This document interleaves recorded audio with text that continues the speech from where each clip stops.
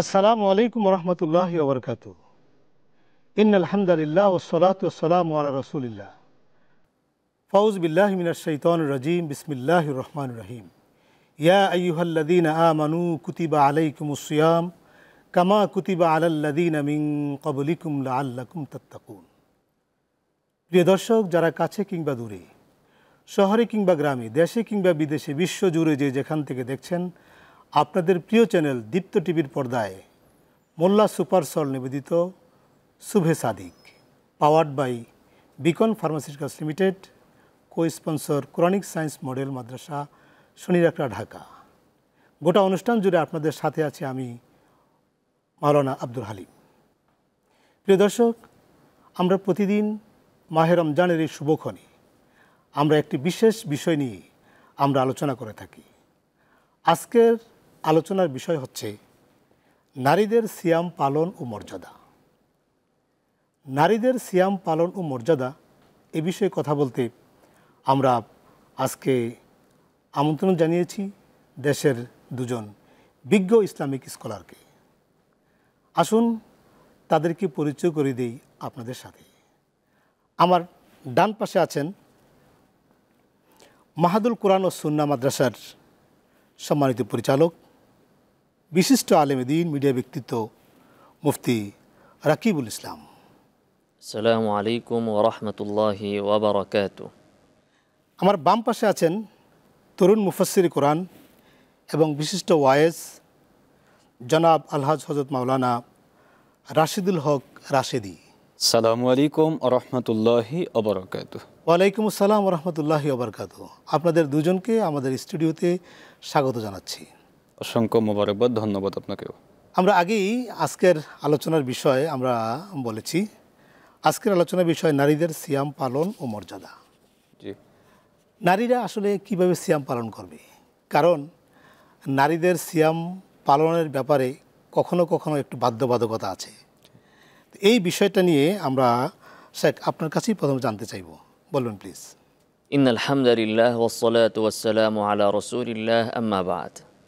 মুহতারাম, আপনি একটি গুরুত্বপূর্ণ বিষয় উত্থাপন করেছেন। সেটি হচ্ছে যে পুরুষরা যেমনিভাবে নির্বিঘ্নে রমাদানের পুরোটি মাস সিয়াম সাধনা পালন করতে পারে, নারীরা কিন্তু সেটা অনেক ক্ষেত্রে পারে না। কারণ নারীদের একটি স্বাভাবিক বিষয় হচ্ছে তাদের প্রতি মাসে কিছু দিন ঋতুস্রাব বলে সেটাকে, ওই সময়টাতে তারা নামাজ, সিয়াম এবং কোরআন তিলাওয়াত করা, কোরআন স্পর্শ করা ইত্যাদি গুরুত্বপূর্ণ ইবাদত থেকে তারা বঞ্চিত থাকে।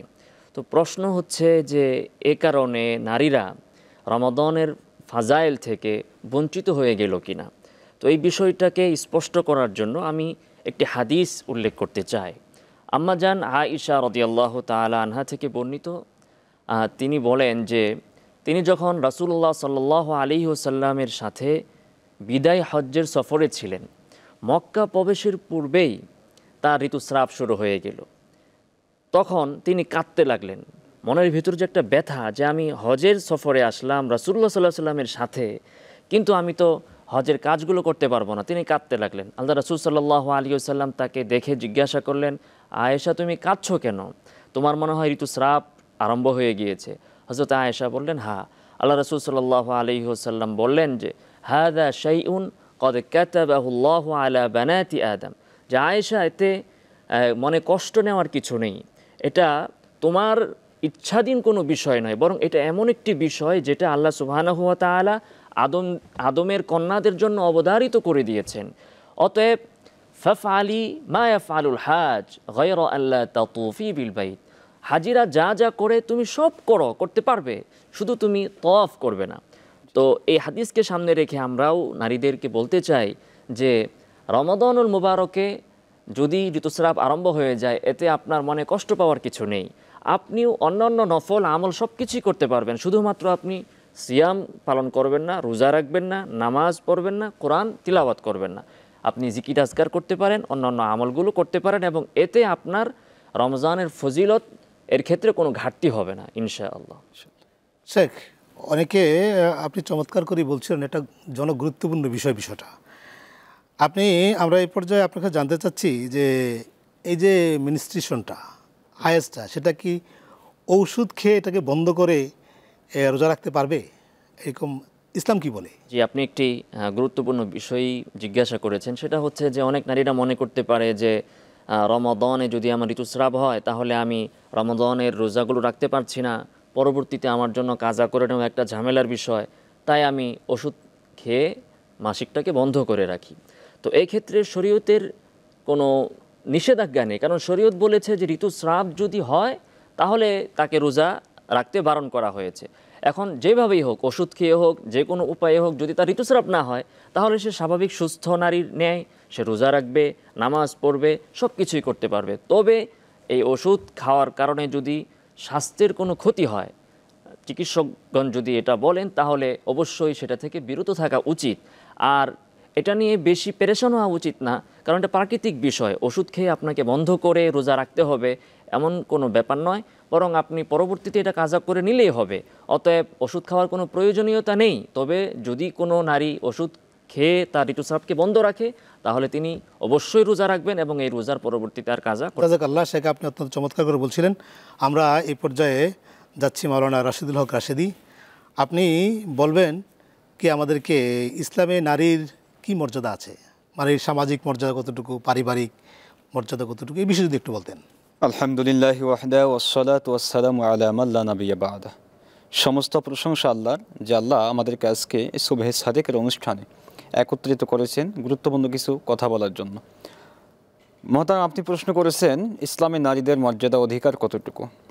ইসলামী নারীদের মর্যাদা অধিকার বলতে গেলে সর্বপ্রথম আমরা স্মরণ করতে চাই সেই আয়াতি কারিমা, কোরআন কারিমের সূরা নিসা। আল্লাহ পাক বলেন, ইয়া আইয়ুহান নাসুত্তাকু রাব্বাকুমুল্লাযী খালাকাকুম মিন নাফসিন ওয়াহিদা ওয়া খালাকা মিনহা যাওজাহা। হে মানব সকল, আমি তোমাদেরকে সৃষ্টি করেছি, তোমরা তোমাদের রবকে ভয় করো, এবং তোমাদের একজন থেকে আমি তৈরি করেছি, এবং সেখান থেকে আমি তোমাদের একজন সঙ্গিনী নারী তৈরি করেছি। তাহলে অত্র আয়াত থেকে বোঝা গেল একজন নারী তৈরি করেছেন, তিনি হচ্ছেন আমাদের আম্মাজান হাওয়া আলিহিসসালাতু ওয়াসসালাম, আদিমাতা। সেখান থেকে আজ পর্যন্ত পৃথিবীতে এই মানব সন্তান আম্মাজানেরা আমাদের কেহ মা, কেহ বোন, কেহ দাদি, কেহ নানি, এভাবে চলে আসছে। তো নারী কখনো হবে মা, কখনো হবে মেয়ে, কখনো হবে বোন, কখনো হবে চাচি, কখনো হবে দাদি। একজন নারী এক এক সময় এক এক বয়সে এক একটা রূপ ধারণ করে প্রাকৃতিক নিয়মে। তো আল্লাহ পাক যখন একজন নারীকে প্রথমত সন্তান হিসেবে যখন ভূমিষ্ঠ হয়, আমি একটু ধারাবাহিকভাবে একটু সময় নিয়ে আপনাকে বলতে চাই, সেটা হচ্ছে নারী হিসাবে যখন আমরা সন্তান হিসেবে জন্মগ্রহণ করি, তো দেখা যায় আমাদের সমাজে, বিশেষ করে আইয়ামে জাহেলিয়া যুগে ছিল, নারীদের ভর্ৎসনা করা হতো, তিরস্কার করা হতো, বিদ্রুপ করা হতো, নারীদের সম্মানকে নিয়ে তারা তামাশা করত, নারীদেরকে অপদস্থ করা হতো, জীবন্ত কবর দেওয়া হতো। ওয়াইযা বুশিরা আহাদুহুম বিল উনসা যাল্লা ওয়াজহুহু মুসওয়াদ্দা ওয়া হুয়া কাযীম। তো যখন তাদেরকে এরকম সুখবর দেওয়া হতো নারীদের, তখন তারা মুখখানা মলিন করে ফেলতো। নারীরা হবে কেন, নারী জন্মগ্রহণ করবে, নারীদের রাখা যাবে না। অথচ রাসূল করিম সাল্লাল্লাহু আলাইহি সাল্লাম বলেছেন, একজন নারী যখন জন্মগ্রহণ করে, আল্লাহ পাকের ফেরেশতা যে ঘরে নারী জন্মগ্রহণ করে, ফেরেশতারা চারিদিক ঘরে পাহারা দেয়, ঘোরাফেরা করে আর মাগফিরাত কামনা করে।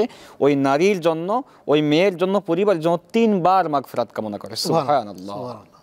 তাহলে আমরা নারী পাওয়ার পরে, জন্মের পরে মুখখানা মলিন করব, এটা তো আমাদের মুসলিমদের, মুমিনদের এটা বৈশিষ্ট্য নয়, বরং এটা আইয়ামে জাহিলিয়াত, কাফের, মুশরিক, নাস্তিকদের বৈশিষ্ট্য।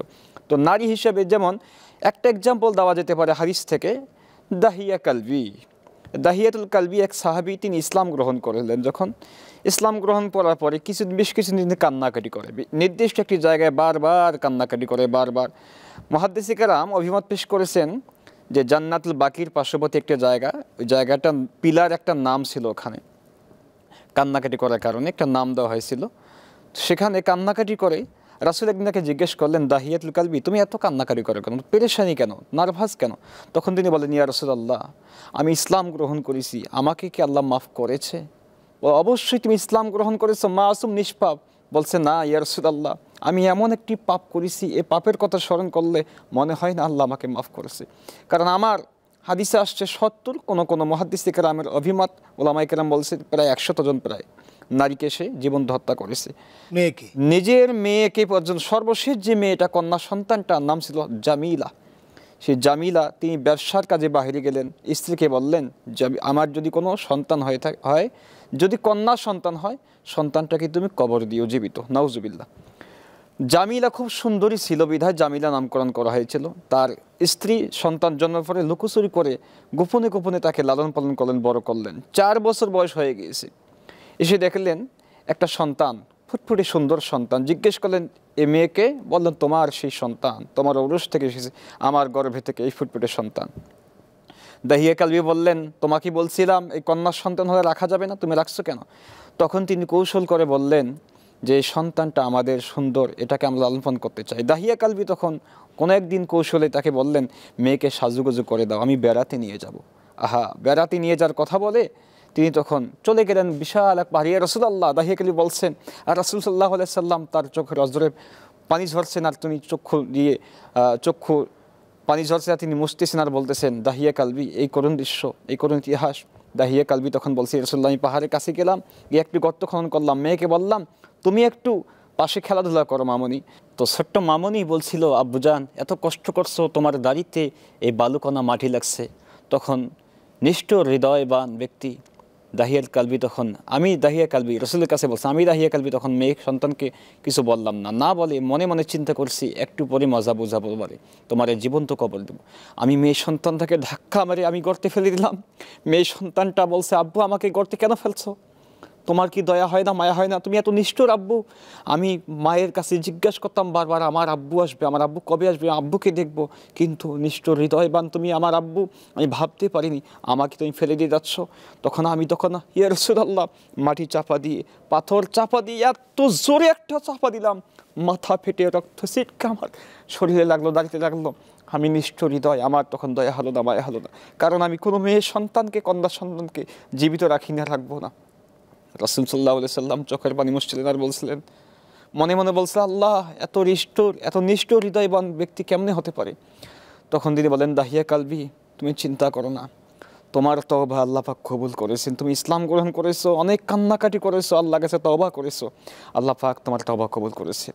প্রিয় দর্শক, এত বড় মহাপাপ করার পরে আল্লাহ পাক যদি তাকে তওবা কবুল করতে পারেন তাহলে আমাদের অবশ্যই কবুল করবেন তওবা। লা তাকনাতু মির রাহমাতিল্লাহ, হতাশ হওয়ার কিছু নেই রহমত থেকে। ধন্যবাদ শেখ, আপনি অত্যন্ত সুন্দর করে বলছিলেন।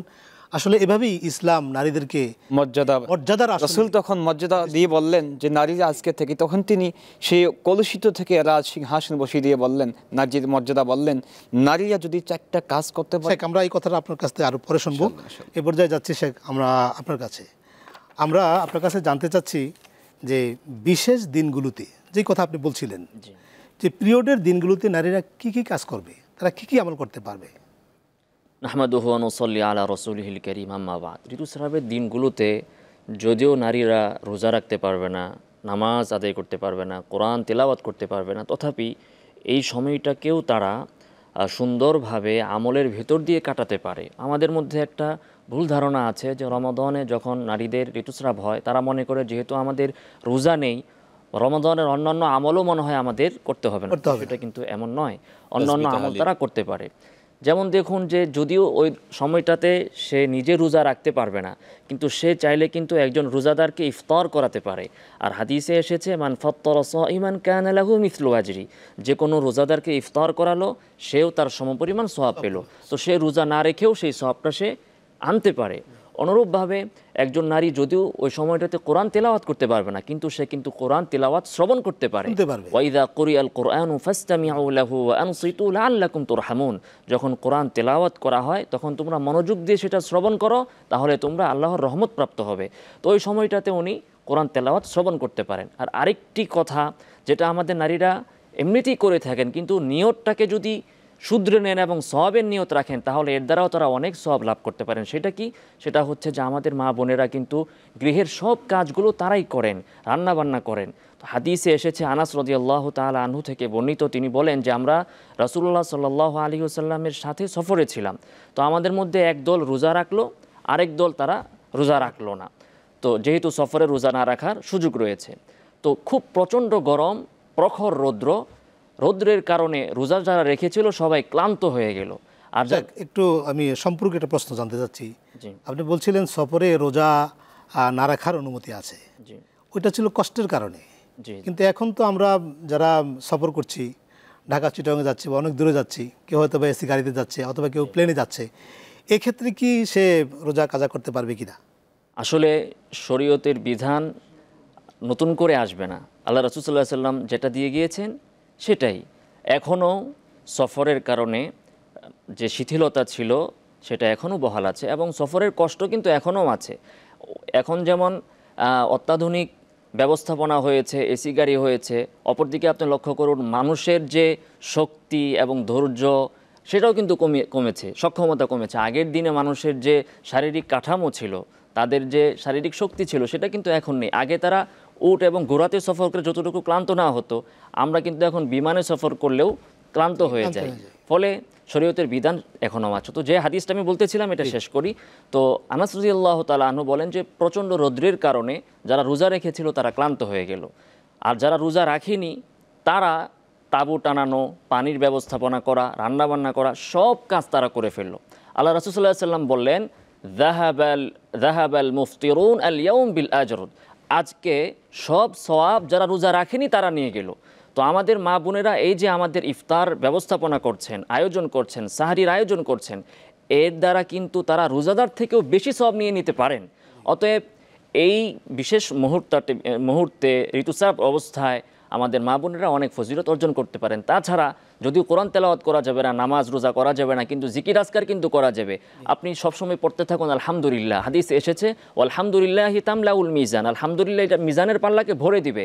এবং বুখারীর সর্বশেষ যে হাদিস, কালিমাতানি হাবিবাতানি ইলার রহমান সাকিলাতানি আলাল লিসান খাফিফাতানি ফিল মিজান, সাকিলাতানি আলাল লিসান থাকিলাতানি ফিল মিজান সুবহানাল্লাহি ওয়া বিহামদিহি সুবহানাল্লাহিল আযীম। যে দুইটা কালিমা এমন আছে যে দুইটা কালিমা উচ্চারণ করতে খুব সহজ, কিন্তু আল্লাহর কাছে খুবই প্রিয় এবং মিজানের পাল্লা এটা অনেক থাকিল, অনেক ভারী হবে। সুবহানাল্লাহি ওয়া বিহামদিহি সুবহানাল্লাহিল আযীম। তো আমাদের মা বোনরা সবসময় যদি পড়তে থাকেন সুবহানাল্লাহি ওয়া বিহামদিহি সুবহানাল্লাহিল আযীম, তাহলে তারা কিন্তু বিশাল সওয়াবের ভাগী হয়ে যাবেন। এবং অপর একটি হাদিসে এসেছে আল্লাহ রাসূলুল্লাহ সাল্লাল্লাহু আলাইহি ওয়াসাল্লাম বলেন যে সবসময় তুমি তোমার জবানকে জিকির দ্বারা সিক্ত রাখো। তো সবসময় জিকির চালু রাখা, তো এতে করেও আমাদের মা বোনেরা ওই ঋতুস্রাবের মুহূর্তটাতেও অনেক সওয়াব অর্জন করতে পারবেন ইনশাআল্লাহ। শেখ, আপনি অত্যন্ত চমৎকার করে যুক্তিপূর্ণ বক্তব্য রাখছিলেন। আমরা এই পর্যায়ে যাব আমাদের এই শেখের কাছে। আপনি কি আমাদেরকে বলবেন যে একটু সংক্ষেপে জান্নাত পাওয়ার সহজ পথ নারীদের জন্য কি কি আছে? জি, শুকরিয়া। ইসলাম নারী পুরুষ সকলের জন্য সহজ। নারীরা অনেকেই মনে করে আমাদের জন্য মনে হয় খুব কঠিন করা হয়েছে। আমরা গর্ভে ধারণ করি সন্তানদেরকে, আমরা গৃহের কাজ করি, আমরা অন্যান্য আনুষঙ্গিক সামাজিক পারিবারিকভাবে মনে হয় আমাদেরকে ইসলাম ঠকিয়েছে। না, ইসলাম ঠকায়নি। দেখুন, ইসলাম যেমনই ঠকায়নি, ঠিক ইসলাম তেমনি জান্নাতের পথ সহজ করে দিয়েছে নারীদেরকে। যেমন নারীদের ব্যাপারে রাসূল করিম সাল্লাল্লাহু আলাইহি ওয়াসাল্লাম বলেছেন, ইযা সাল্লাত খামসাহা, নারী যে হবে প্রথমত 5 ওয়াক্ত সালাত যদি আদায় করতে পারে, শুধুমাত্র নিষেধাজ্ঞার সময় শায়েখ যে কথা বলছেন ইস্তেহাজার সময়, হায়েজের সময়, এই সময়গুলো ইস্তেহাজা আর হায়েজের পার্থক্য একটু রয়েছে। ইস্তেহাজা তো রোগজনিত যদি হয়, হায়েজ যেটা প্রাকৃতিক যেটা হয় 3 দিন 5 দিন হতে পারে, ইস্তেহাজা 7 দিন 10 দিন হতে পারে। ইস্তেহাজা যদি 7 দিন 10 দিন হয় সেক্ষেত্রে ডাক্তারের কাছে চিকিৎসা নিতে পারে, এবং সিয়াম যদি রাখতে না পারে সেক্ষেত্রে কাজা সিয়ামগুলো পরবর্তী রমাদানের পূর্বে শাবান মাস পর্যন্ত রাখতে পারবে, ইসলাম অনুমতি দিয়েছে। তো বলছিলাম 5 ওয়াক্ত সালাত আদায় করবে নারী, এটা হলো প্রথমত কাজ নারীদের। 2 নম্বর অসামাত শাহরহা, রমাদানের সিয়াম পালন করবে। তো সিয়ামের যে মাসালা বললাম, যদি রাখতে না পারে পরবর্তী রাখতে পারবে। 3 নম্বর হচ্ছে ও আতাআত বালাহা, তার যে স্বামী আছে, সঙ্গী আছে, সেই স্বামী সঙ্গীর খেদমত করতে হবে। ওয়া আহসানাত ফারজাহা, তার সতীত্ব রক্ষা করবে, সে পর্দা পুশিদা করবে, নিজের শরীরটাকে ঢেকে রাখা, তার অঙ্গকে ঢেকে রাখা, তার দৃষ্টিকে অবনত। যেমন তার নিরাপত্তার ব্যাপারে পুরুষদেরকে আল্লাহ উপর দিকে বলছেন নারীদের হেফাজত করার ব্যাপারে, কুল্লিল মুমিনিনা ইয়াগুদ্দু মিন আবসারিহিম ওয়া ইয়াহফাযু ফুরুজাহুম, হে পৃথিবীর মুমিনেরা, পুরুষেরা, তোমরা চক্ষুকে হেফাজত, জদ্দাসকে হেফাজত করো, চক্ষুকে অবনত করো। এতে করে নারীদেরকে সম্মান করা হলো, মর্যাদা দেওয়া হলো। নারীদেরকে যদি না তাকায় পুরুষ, এফটিজম হবে না। নারীরা বেসিক্যাল, নারীদের সম্মান, এই জন্য নারীদেরকে পর্দা করতে বলা হয়েছে। তো এই 4টা কাজ যদি নারী করতে পারে, ইদা সল্লাত খামসাহ, 5 ওয়াক্ত সালাত, ওয়াসামাত শাহরা রমজানের সিয়াম, ওয়া আতাআত বালাহা স্বামীর খিদমত, ওয়া আহসানাত ফারজাহা, ফালতাদখুল মিন আইয়াবওয়াবিল জান্নাহ। জান্নাতের 8টা বাব, 8টা দরজার যে কোনো দরজা দিয়ে সে প্রবেশ করতে পারবে। সুবহানাল্লাহ। সুবহানাল্লাহ। আপনি অত্যন্ত চমৎকার করে এই নারীদের মর্যাদা, শুধু তাই নয়, পারিবারিকভাবে কথা বলছিলেন। অর্থনৈতিকভাবে নারীকে কখনো ঠকায়নি। ইউসিকুমুল্লাহু ফি আওলাদিকুম লিযাকারি মিসলু হাযযিল উনসায়াইন। নারীদের ব্যাপারে কিন্তু ইসলাম যথাযথ সম্মান দিয়েছে। ঠিক, ওয়া আশিরুনা বিল মারুফ, নারীদের সাথে সৎ আচরণ করতে বলা হয়। আপনারা অত্যন্ত চমৎকার কথা বলছিলেন দুজনেই। দুজনকে আমরা আন্তরিক ধন্যবাদ জানাচ্ছি কষ্ট করে আমাদের স্টুডিওতে এসে বক্তব্য রাখার জন্যে। প্রিয় দর্শক, আমরা অনুষ্ঠানের একেবারেই শেষ পর্যায়ে, আগামী পর্ব দেখার আমন্ত্রণ জানিয়ে আজকের মতো এখানে শেষ করছি।